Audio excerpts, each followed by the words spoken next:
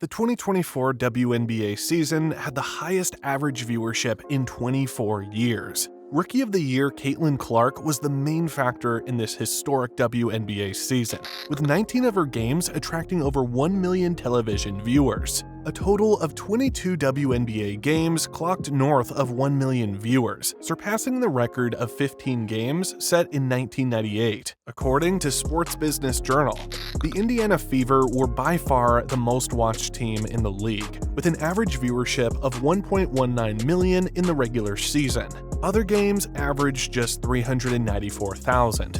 After she wrapped up a 4-year college career with the Hawkeyes, winning 3 straight Big Ten Player of the Year awards and becoming the NCAA's all-time leading scorer, Caitlyn's popularity was already high before she was selected with the top choice in the 2024 draft. The WNBA All-Star Game and WNBA Draft also set viewership records in 2024. ESPN had its best ever season, with a 170% increase from 2023. Records were set on ESPN, ABC, NBA TV, ESPN2, and ION. In fact, ESPN registered its 7th highest WNBA viewing figures ever this season, including over 2.3 million viewers for a game between Clark's Fever and Angel Reese's Chicago Sky in June.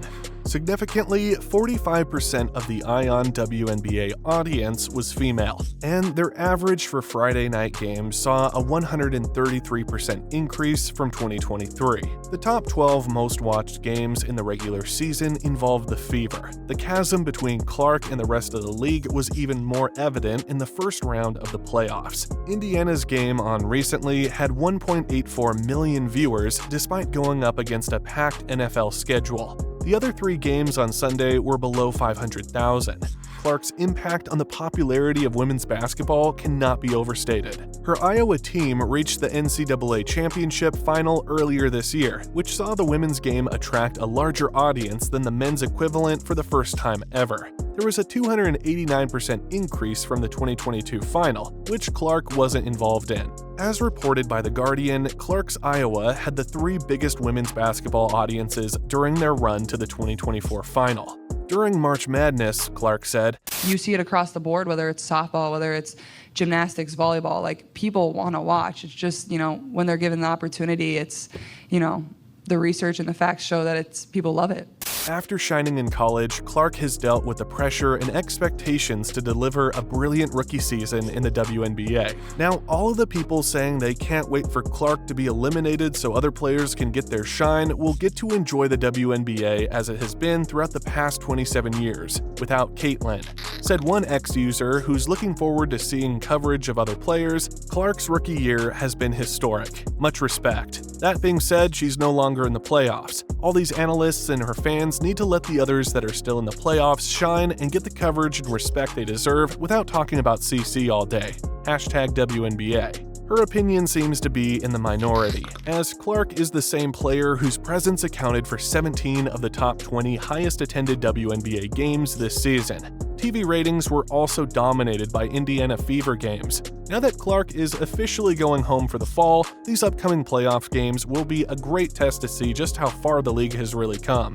With Clark out of the playoffs, the product will have to sell itself and all of the players it has fought so hard to value, even at the expense of slighting Clark and ignoring its fan base. Will the W be able to pull it off? Many of the WNBA's current veteran stars, coaches, and even high-ranking officials have reiterated their respect for Clark, but at the same time, they've said the league is more than just one player. The entire WNBA, not Caitlyn Clark, was the breakout star of the season, CBS 60 Minutes journalist John Wertheim said during Sunday night's episode.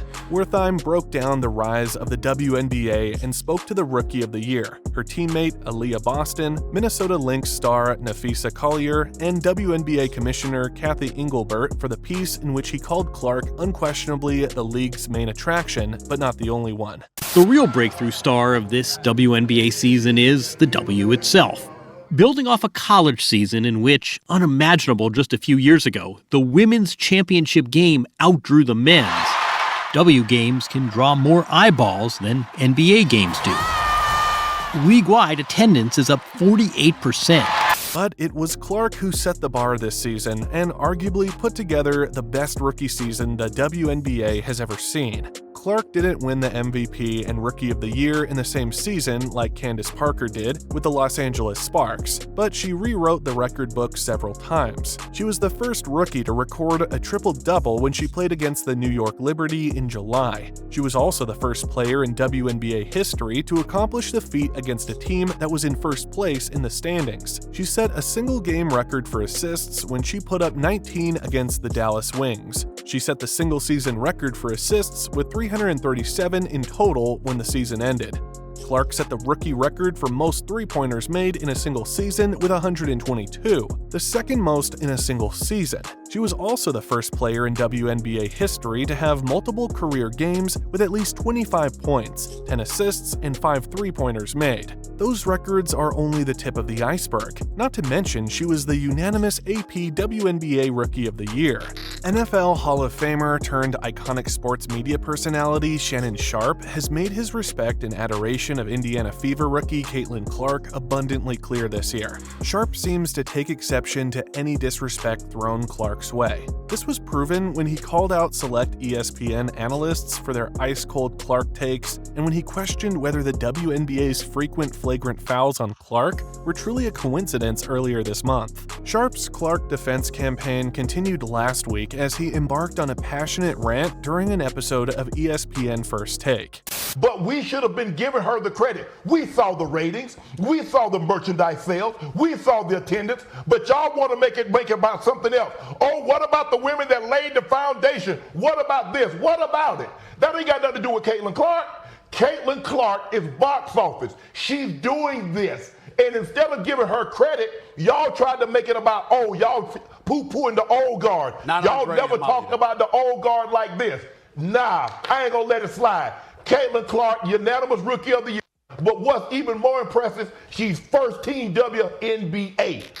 The way the corn-fed Iowa girl, as Shannon Sharpe describes her, has captivated the basketball world is unprecedented. It doesn't, however, make her the best to ever do it in one season, and these playoffs prove that. In terms of ratings, Clark and the Fever were must-watch TV. Fox Sports' Michael Mulvihill underscored that point with statistics this month. He wrote on X that Caitlyn Clark games drew in 1.178 million, while all other games drew in 394,000, a 199% difference.